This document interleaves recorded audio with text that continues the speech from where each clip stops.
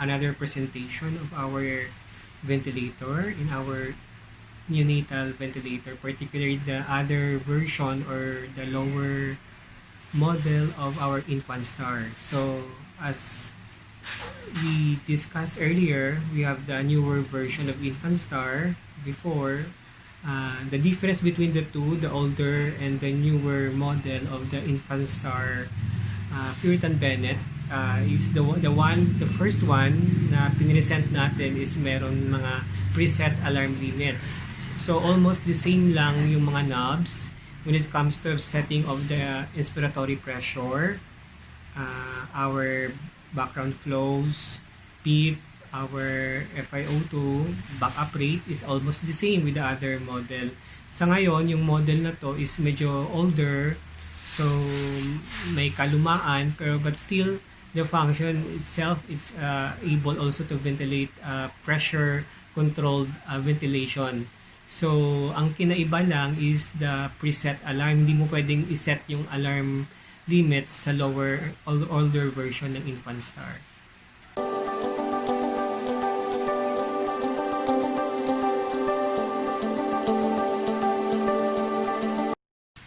So, maaaring iba sa atin ay nagtataka or they will ask questions, Sir, ano pinagkaiba ng newer model sa older model ng Infantstar? So, as I said, the same lang, pareho lang. So, the same knobology, the same knobs. Ang pinagkaiba lang is hindi mo maaring iset ang alarm limits ng older model ng Infantstar. So, what does it mean? So, if you set the PIP or the expiratory pressure, example, 18, so automatic nagsiset yung alarm limit ng 18 ng ventilator. So what does it means? Pag ang pressure lumampas ng 18, the ventilator will have an alarm. So pag below 18 din, maglo-low pressure ang Infantstar natin, speaking of the older model. So pareho lang, walang pinagkaiba sa newer model ng Infantstar saka sa lumang model na Infantstar. So later we will going to see the knobology, the knobs. So we will going to present later sa susunod na video regarding how to operate and manipulate the knobs of our older model of our Infantstar.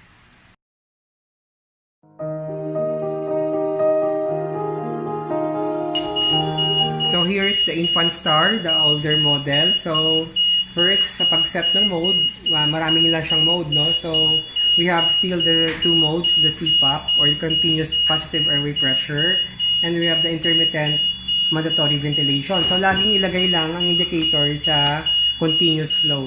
Pag nagsi-CPAP in the older version, so we have the options of continuous and demand flow for CPAP, so lagi nakaset sa continuous flow. If you're going to shift to IMV, so IMV controlled flow din siya. So sa controlled flow ng atin in IMV pag set up, laging controlled. So we have the flow rate setting same lang sa unang model. So we turn the knob directly to the parameters that we would like to adjust. So clockwise, counterclockwise to change the flow rate. Example, the flow rate is 12. We're going to set to 12, turn the knob clockwise, then you can set the flow rate of our ventilator nasa 12. So why naka-alarm siya? Because wala tayong tangke, nasa staff house tayo, so wala tayong oxygen and O2 tank, so hindi natin masyado ma-perfect simulation. So as a preview of the parameters, no, refresh lang natin. We have the ventilatory rate or our backup rate. So we can set it to 60 or 30, 40. For example, we're going to set to 40. Turn the knob. Then we set, we're now on the 40. So we will have our peak inspiratory pressure, our PIP. So we can set our PIP to 18. So 18 masiset natin yan. So wala tayong tank, we cannot simulate the manometers, no, or our PIP pressure because wala tayong tanke. So assuming that we set it to 20 example. So turn the knob, then sa 20 ang ating PIP. So as I said earlier, wala siyang alarm. So we cannot appreciate parameters kasi automatic na siya.